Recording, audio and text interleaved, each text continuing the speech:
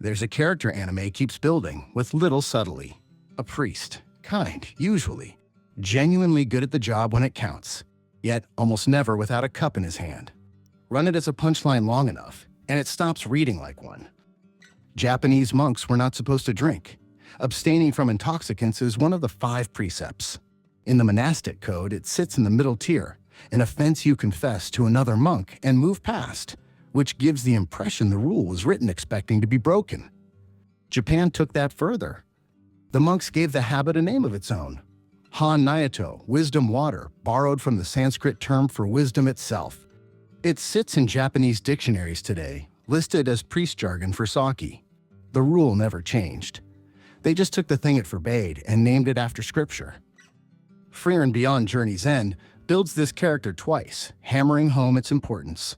Frieren is an elf mage, wandering the world decades after the Demon King fell, and Hyder was the priest in her original party. She calls him the corrupt priest to his face. He earns the title.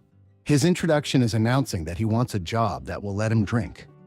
Years later, she recruits Sane, a village priest who smokes, gambles, and drinks, which Fern, the party's young mage, points out is not proper conduct for a holy man. Then the show does something quietly brilliant. The bishop who judged Sign's older brother worthy of the holy city was Hyder. The man handing out the credentials is the one they call corrupt. The brother turned the post down to raise Sign after their parents died. And when a boy comes in dying of venom, it's the brother who says it's too late, and Sign who fixes it with a gesture. Some temples went past only tolerating alcohol and even produced it. Shōryaku-ji, founded in Nara in 992 by imperial order, is known as the birthplace of refined sake, and the brewing methods worked out there still underpin the modern process. The reason wasn't spiritual, it was money. By the 14th century, the temple held more than 80 monks' quarters and housed hundreds of ascetics, and the sale of the sake they brewed is what paid for all of it. Prohibition on the books, brewery in the yard, nobody taking any visible issue with it. InuYasha stages the same arrangement as a relationship.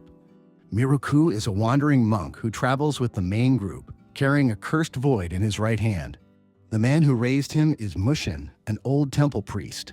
When Miroku comes to him for help, he finds his master drunk and scolds him for it. Later, told that Mushin is dying, Miroku's parting gift is a climb up a sacred mountain to fetch a legendary sake brewed by immortals at the summit. Both halves of the Nara story sit in that one episode. The disciple performs an objection everybody understands is theater, and the mountain worth climbing turns out to be the one with the liquor on it. There's an old line for this, older than any of these shows. Sake wa Honshin o Arawasu. Sake reveals the true heart. It isn't an excuse. It's closer to an admission that composure costs something to maintain, and that a cup is one of the few socially acceptable ways to stop paying for an hour.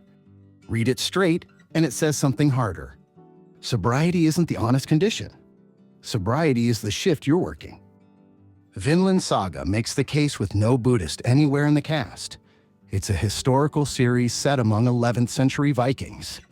In it, Willibald is a Christian monk drifting along with a band of mercenaries who write him off as a hopeless drunk. Sober, he turns irritable and preaches. It takes strong liquor to settle him.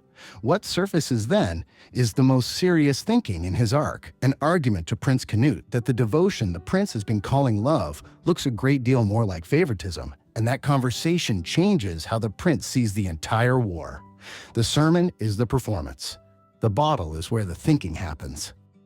None of this began with anime. Ikkyū Sōjun was a Zen master born in 1394. At 47, they made him abbot of a hermitage inside Hannya-tō, one of Kyoto's great Rinzai monasteries. He lasted 10 days.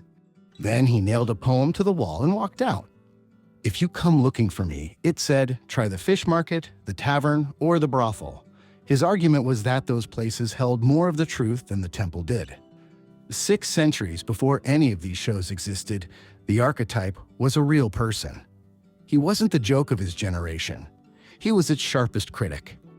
Ikkyū took the job in the end. In his 80s, with Takuji burned to the ground, he accepted the role he had spent his life refusing and rebuilt it. Hyder does the same thing.